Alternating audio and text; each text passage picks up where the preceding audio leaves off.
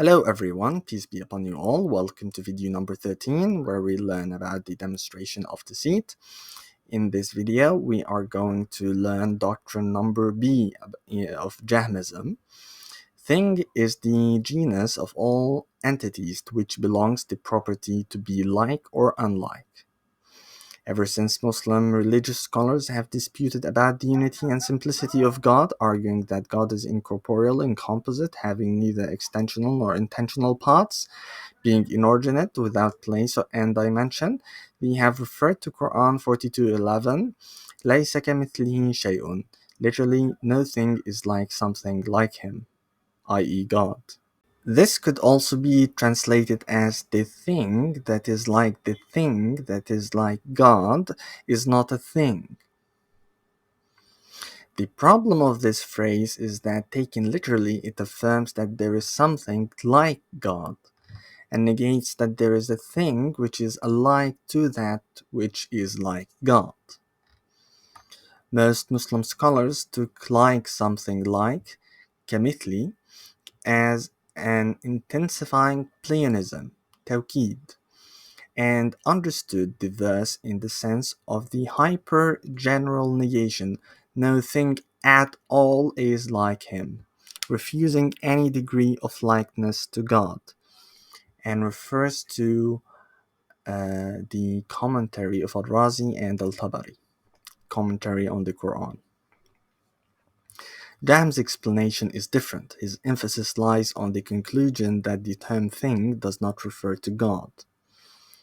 And then she cites Al-Razi, the commentary of Al-Razi, who is explaining the doctrine of Jahm. Because everything is alike to something like it, if something is like you, you are alike to it naturally. The meaning of Quran 42:11, no thing is like something like him, is nothing is alike to something like him. Or, the thing that is like the thing like him is not a thing. And this logically requires that he is not named by the name thing. That is to say, to be a thing is to share the property likeness, i.e. to be in each particular state of being, in all states of being, in relation to another thing, one of two contraries, being like it or being unlike it. For example, to be dead like another dead and unlike a living thing. You have to be between two contraries in each state, whatever it is. The property likeness then is an inseparable accident concomitant with being a thing, and the term thing signifies the most general class of compounds of properties. So, thing signifies the most general class because it includes literally everything, right? There is nothing more general than being just a thing. And it is a compound of properties in the sense of, for example, a tree is a compound of properties of height, color, leaf shape, the ability to photosynthesize, and so on. So it is the most general class of compounds of properties. Thing is that which can be object of division. As we have explained before, what division is. And the thing is that which can be an object of induction.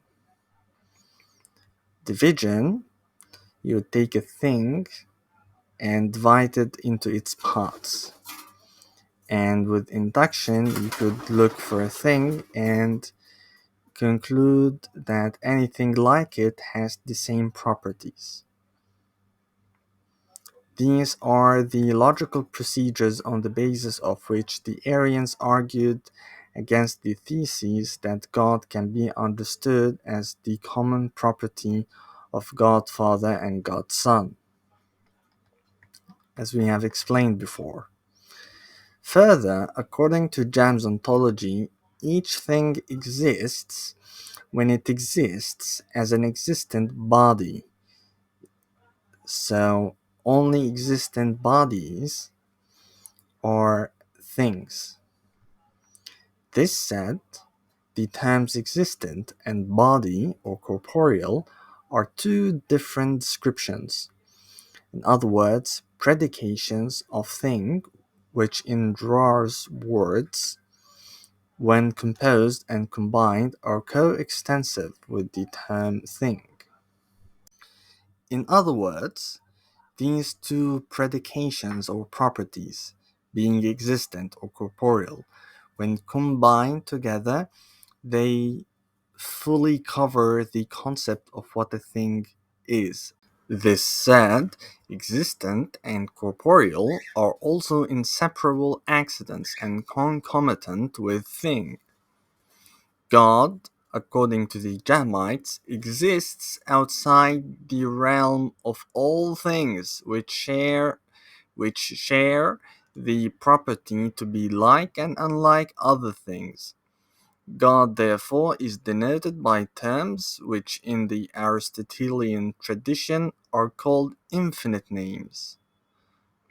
Arabic غير محصل, غير محدود, namely non-body, a thing unlike all things. The Jahmites then distinguish three opposites of thing: the non-existent, which does not exist; the non-thing, which is a thing unlike all things, i.e., the existent without the property of being like or and unlike something else; and the non-body, i.e., the incomposite.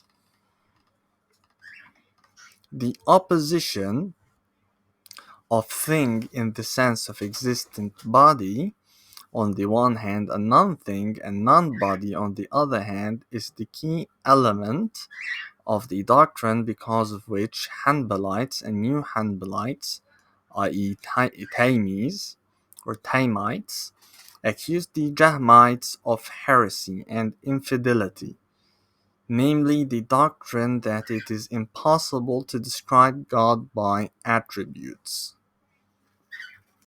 Let's take on C as well, because it reiterates the same point. Any existent thing is corporeal. Al-Ash'ari says he, i.e. Jahm, maintained that movement is a body, and that it is impossible that it is something other than a body, because that which is other than the body is God, and there is no thing resembling him. The fact, Cornelia says, that according to Jahm properties are corporeal could be an indication of Stoic influence, inasmuch as the Stoics deemed qualities to be corporeal.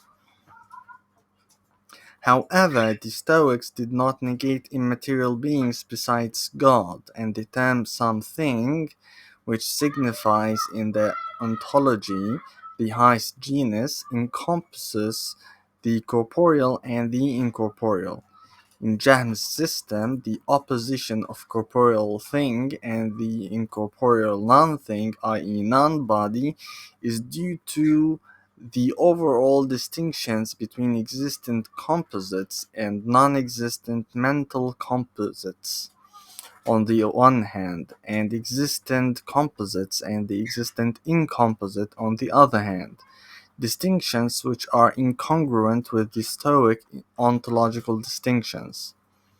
Again, in Jahm's system, the opposition of corporeal thing and incorporeal thing, i.e. non-body, is due to the overall distinctions between existent composites and non-existent mental composites on the one hand, and the existent composites and the existent incomposite, i.e. God, and existent composites, which are normal things, on the other hand, distinctions which are incongruent with the Stoic ontological distinctions.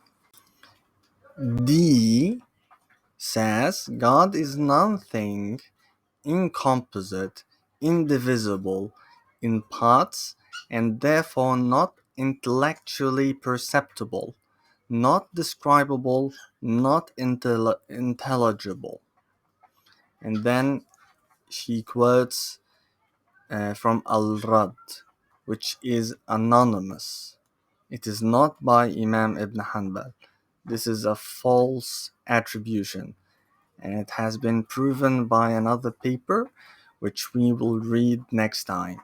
But let's read what is presumably attributed to Imam Ahmad Ibn Hanbal.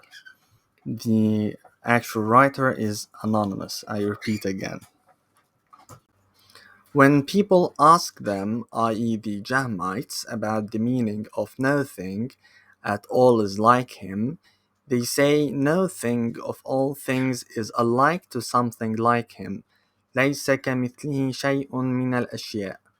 And I think it's better translated as, if we want to take it literally as the Jahmites want, the thing that is like the thing which is like God is not among things, is not of things, is not a thing among things, is not a thing at all, in other words.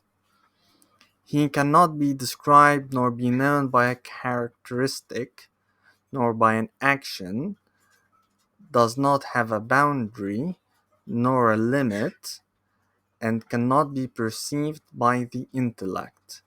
He is fully face, fully knowledge, fully hearing, fully seeing, fully light, fully power. Neither are two things in him, nor is he described by two different descriptions. He does not have color, nor body. He is neither acted upon, nor intelligible. Here is a minor mistake by the writer. It is not ma'mul, it is ma'loom. So he is neither known nor intelligible. This explication, handed down by Ibn Hanbal, who died 241, as we said, it is not by Ibn Hanbal, it is by someone who is anonymous, who is possibly a Hanbalite. So this explication combines ontology with epistemology. The premise that God is incorporeal and incomposite leads to the conclusion that he is non-describable, non-perceivable by the intellect, and therefore non-intelligible nor knowable. What is outside the realm of things which are circumscribed by being like or unlike is infinite, i.e. without boundary and limit.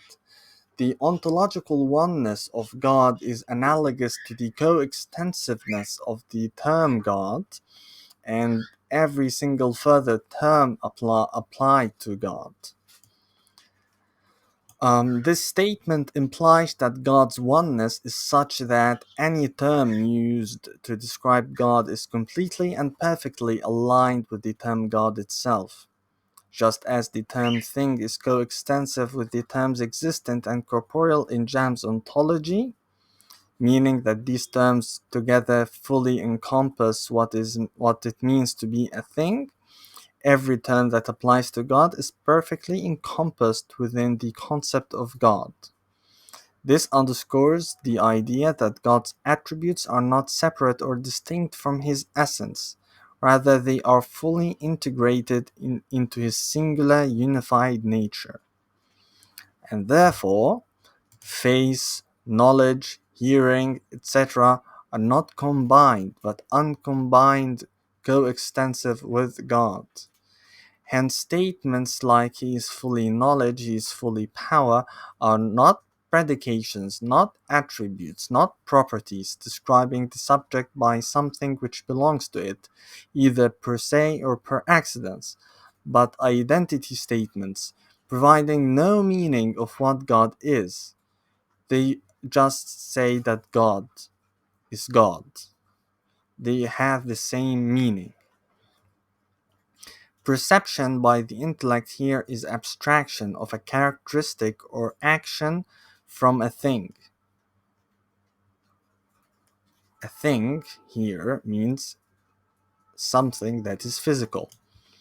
Perception therefore presupposes two things referred to in language by two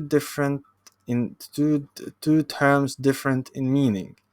The thing from which the characteristic or action is abstracted, i.e. the body, and the thing which is abstracted, i.e. the characteristic or action signified in language by an attribute or a verb.